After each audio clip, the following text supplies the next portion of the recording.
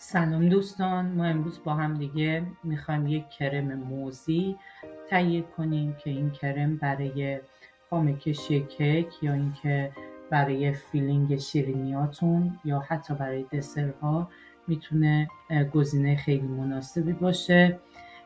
یک موندگاری بالایی داره، یعنی اینکه اگر شکوفه میزنید با قیف، اون شکوفه راحت شل نمیشه حتی توی هوای گرم و طعم متفاوت و خوشمزه‌ای داره و بد نیست که این رو هم توی شیرینیاتون ازش استفاده کنید.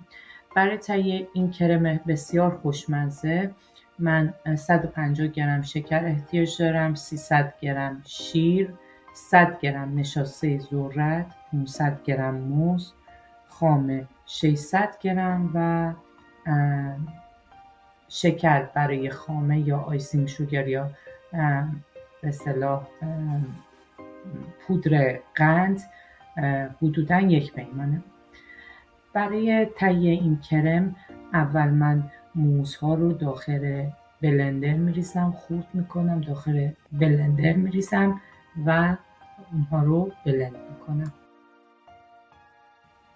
بعد از اینکه موزها رو تو بلندر اینها رو بلند کردم داخل قابلمه میریزم، به روی گاز میبرم در حدی که روی گاز میذارم که فقط رطوبت این موز یک مقداری گرفته شه و قبل از اینکه به روی گازم منتقل کنم یکم ته قابلمه خودم رو چرب میکنم.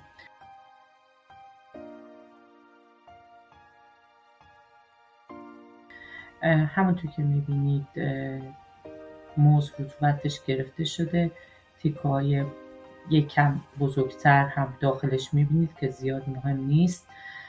تو این مرحله این موز داغ هستش، حرارت رطوبتش سر گاز گرفته شده. شکر رو بهش اضافه میکنم.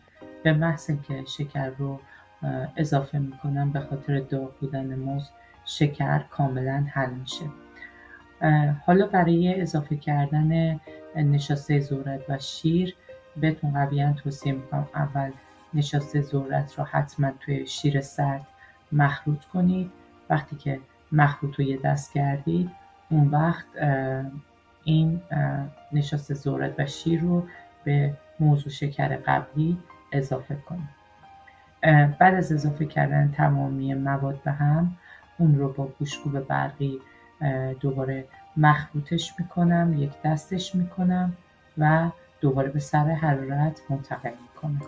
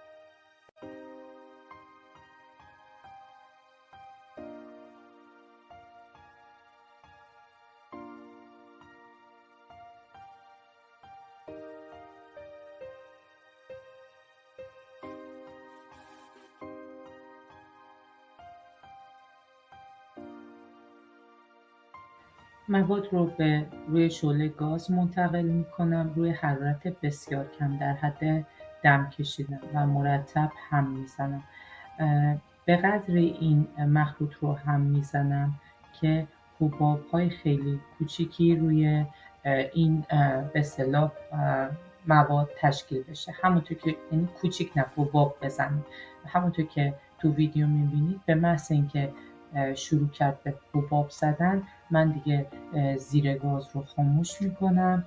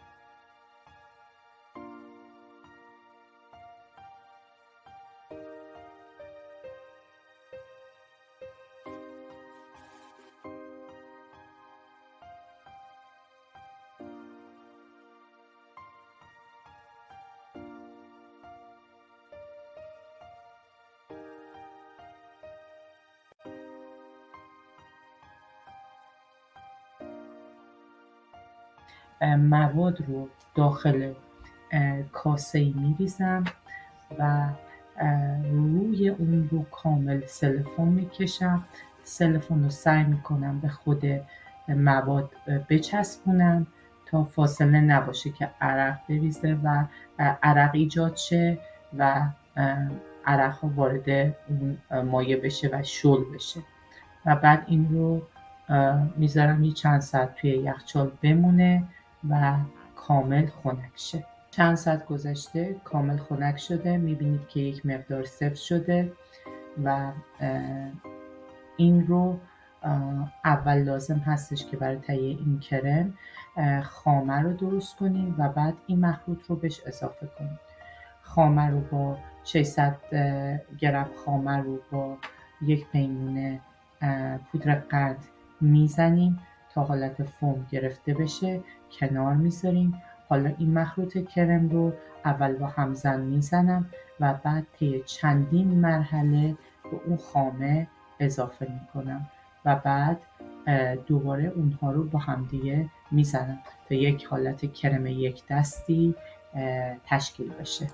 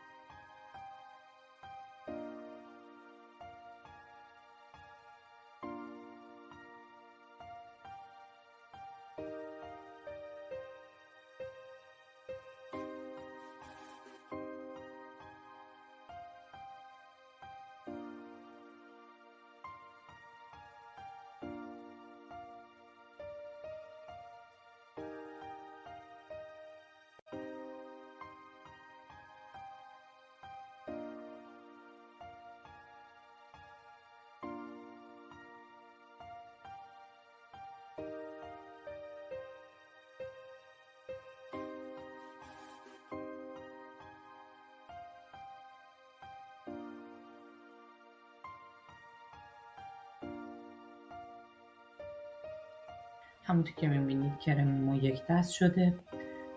این کرم بسیار بسیار خوشمزه است، قابلیت فومگیری خیلی بالایی داره، مزهش هم بسیار مطلوب هستش و شما میتونید تو انواع شیرینی ها، کیک ها ازش استفاده کنید و حتی دسرها.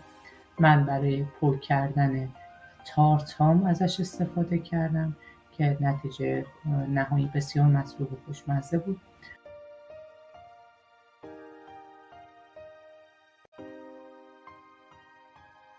امیدوارم که شما این کرم رو درست کنید و در کنار عزیزانتون لذت ببرید.